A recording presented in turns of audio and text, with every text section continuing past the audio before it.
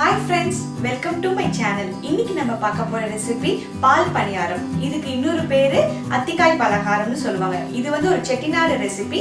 வாங்க இது எப்படி செய்யலாம்ன்றத பார்க்கலாம். பால் பணியாரத்துக்கு தேவையான பொருட்கள் தேங்காய் பால்.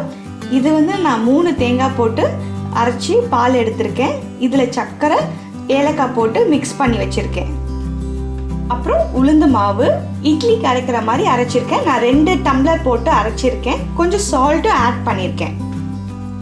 பொரிக்கிறதுக்கு தேவையான அளவுக்கு எண்ணெய் எடுத்துக்கலாம். இப்போ நான் ஸ்டவ் பற்ற வச்சு பேன்ல எண்ணெய் ஊற்றி வச்சிருக்கேன். இது சூடாகிற வரைக்கும் கொஞ்சம் வெயிட் பண்ணுவோம். இப்போ எண்ணெய் சூடாயிருச்சு. இப்போ நம்ம குட்டி குட்டி உருண்டைகளை நம்ம போடலாம்.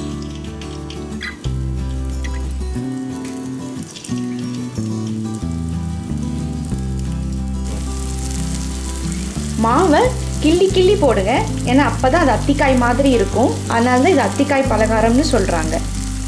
இப்போ திருப்பி விட்டுக்கோங்க உருண்டைகள் எல்லாரையும்.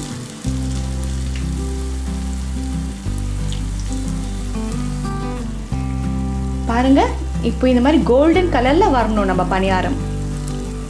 ஃப்ளேம் கொஞ்சம் மீடியம் லோ அப்படி வச்சு குக் பண்ணுங்க, ஏன்னா டக்குன்னு நம்மளோட பணியாரம் வந்து தீஞ்சிடக்கூடாது. இப்படி கோல்டன் கலர் தான் நமக்கு வேணும்.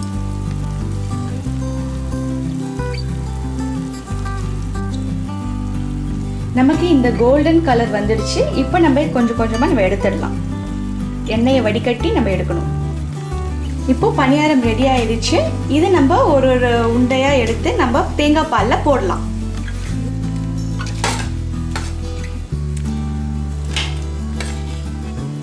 இது கொஞ்ச நேரம் ஊற வச்சு எல்லாருக்கும் சர்வ் பண்ணலாம். பால் பணியாரம் ரெடி. வாங்க இதை டேஸ்ட் பண்ணி பார்க்கலாம்.